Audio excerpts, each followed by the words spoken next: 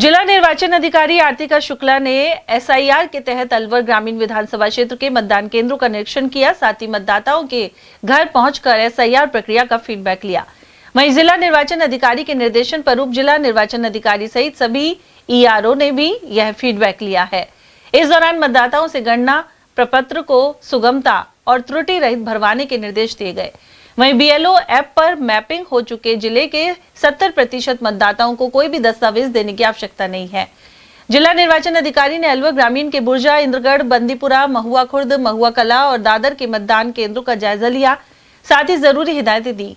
जिला निर्वाचन अधिकारी ने मतदाताओं एवं बीएलए से संवाद कर एसआईआर प्रक्रिया की जानकारी दी। इसके अलावा मतदाताओं से आह्वान किया कि वे 4 दिसंबर 2025 तक अपना गणना प्रपत्र, नवीनतम फोटो एवं सूचनाओं के साथ अपने बीएलओ को जमा कराएं। उधर उप जिला निर्वाचन अधिकारी एवं एडीएम प्रथम मुकेश कायथवाल राजगढ़ लक्ष्मणगढ़ विधानसभा क्षेत्र के बूथों पर पहुंचे।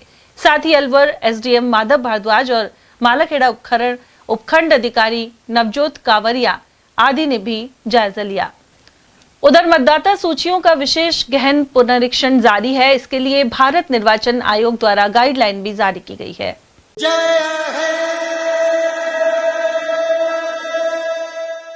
हेलो मैम, आप कैसे हैं?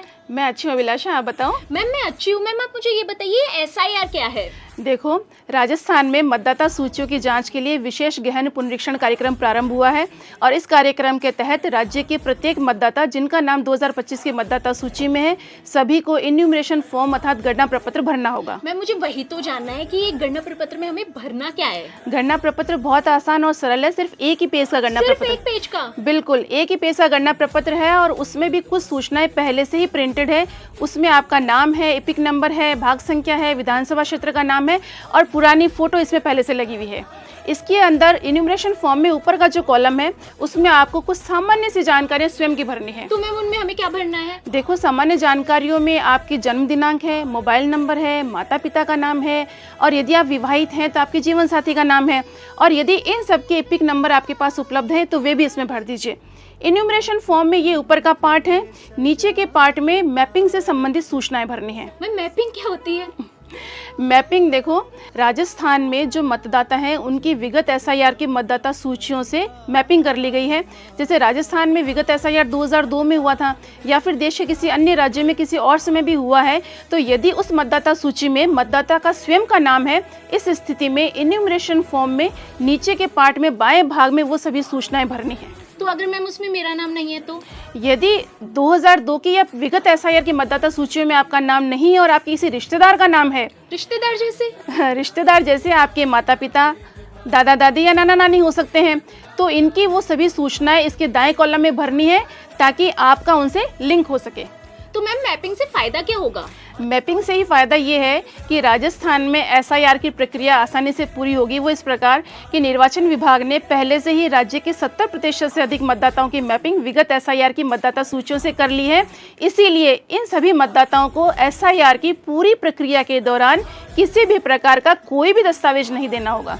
वाह मैम, ये तो अच्छा है। तो हम अभी भी मैपिंग करवा सकते हैं? बिल्कुल, आपके घर जब बीएलओ आएंगे 4 नवंबर से 4 दिसंबर के बीच में गणना प्रपत्र भरवाने, तो उनकी मदद से या फिर आप स्वयं भी ईसीआई की वेबसाइट पर, जिसका लिंक सीओ राजस्थान की वेबसाइट पर भी है, उस पर सभी राज्यों की मतदाता सूचियां अपलोड कर दी गई हैं। आप वहां से भी देख सकते हैं कि विगत एसआईआर में आपका नाम किस सूची में है। तो मैम मेरे पापा आज से 10 साल पहले राजस्थान आए थे, तो क्या उनकी मैपिंग हो सकती है? बिल्कुल, वही वेबसाइट पर जाइए, वहाँ पर सभी सूचियाँ अपलोड की गई है, वहाँ से देखिए और मैपिंग करवाइए। अरे वाह मैम, ये तो अच्छा है, मैं समझ गई हूँ। अब आप मुझे ये बताइए कि गणना प्रपत्र में डॉक्यूमेंट्स क्या देने हैं? गणना प्रपत्र में जब पहला चरण शुरू हुआ है इन्यूमरेशन फॉर्म भरने का, जब बीएलओ आपके घर आएंगे और अधिकतम बीएलओ आपके घर 3 बार आएंगे 4 नवंबर से 4 दिसंबर के बीच में, इस चरण में राजस्थान के किसी भी मतदाता को कोई भी डॉक्यूमेंट नहीं देना होगा। वाह मैम, ये बहुत अच्छा है। तो मैम अगर मुझे अपने बीएलओ से कनेक्ट करना है तो मैं कैसे करूँ? अगर आपको अपने बीएलओ से कनेक्ट करना है तो ईसीआई नेट पर, जो ईसीआई का एक पोर्टल है, उसके ऊपर एक नई सुविधा प्रारंभ की गई है, book A call with BLO. आप अपने बीएलओ को कॉल बुक करें और वो आपको सभी प्रकार की जानकारियां देंगे।